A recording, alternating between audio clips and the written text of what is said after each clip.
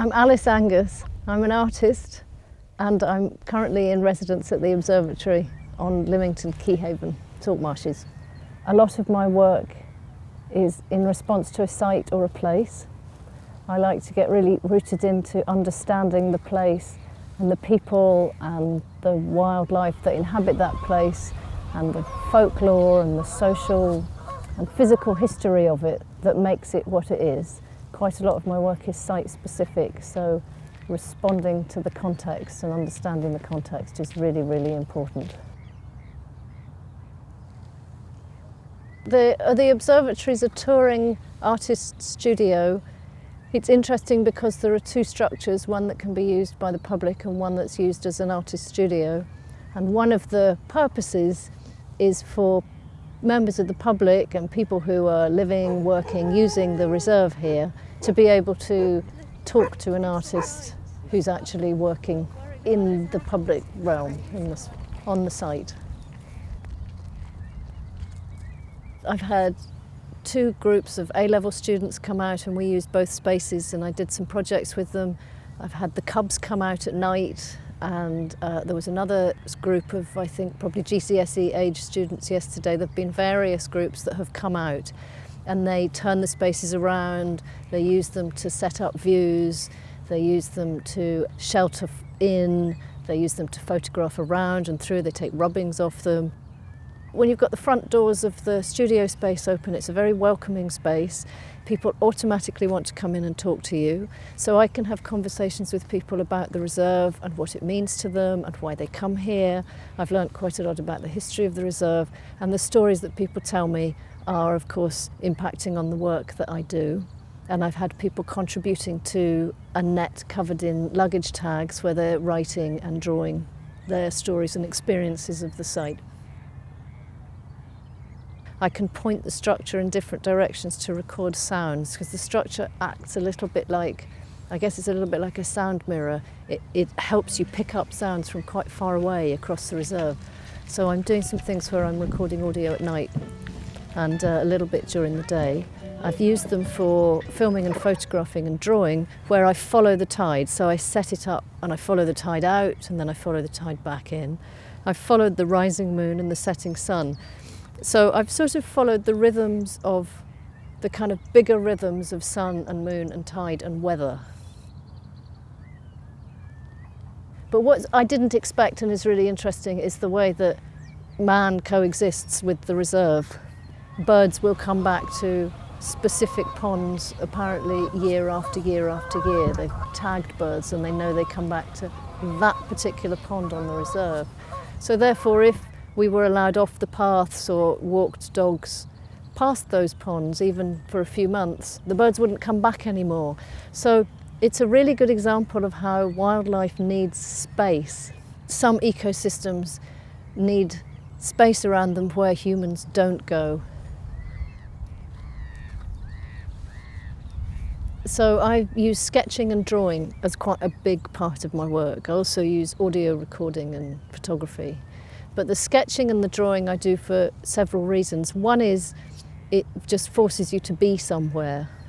And so if I sit out here drawing, things start to happen because you've been somewhere still for quite a long time.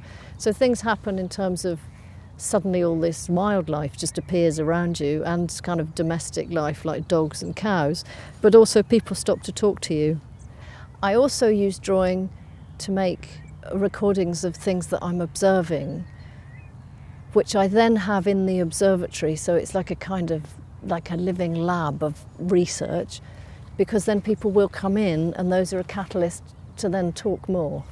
And then of course I also draw because I want to observe things very closely and I want to understand the rhythms of life, have a good record of the things that I've seen here. And if I photograph it, I won't have that as embedded in my memory as I will if I draw it. When I'm drawing, I quite often use just a brush and ink or watercolour, which forces me to work fast. And if it's not right, I just have to go on to a next one. So I can't rub it out and start again. I can't fuss or worry over it. I just have to keep moving and working fast. So I've been working with data called LiDAR, which is a laser scan of the land. And the Parks Authority have a really wonderful database of LiDAR data and information that have been made of this area. And you can process it in different ways so that you can highlight and look at the height of the land, you can look at only trees, you can look for archaeological features, so you can read the landscape in lots of different ways. The printouts of the marshes at Keyhaven behind me and all the way down to Lymington are really beautiful and evocative. And when people see them, they relate to them and they talk about the landscape or their experience of the place differently to if they're looking at an Ordnance Survey map. And I'm doing archival research into folklore and legends and stories about the place. Often we explain things we don't understand through folklore, so folklore to me is a really interesting way to understand a place and the history of a place. And then I will start bringing those things together into works that are probably initially based on paper, using pen and ink, watercolour, print, painting, and then that will turn into some textile pieces. But that will be further down the line. I really like working with the public or with people. It's a big part of my work. I mean, if you're making work that is site-specific and there are people there, it's a big part of it. Also, I'm quite a strong believer that landscapes, although they might appear to be some kind of wilderness, are always related to a community somewhere or other. Being in the observatory has allowed me to have an in-depth physical and philosophical and social relationship with the place and the people that use it and the wildlife, the rangers that work here, and to explore all that different knowledge. And it's allowed me to further my work looking at how people are formed by and form landscapes and how communities create and share knowledge about their environments, about environmental change, about the environments they live in.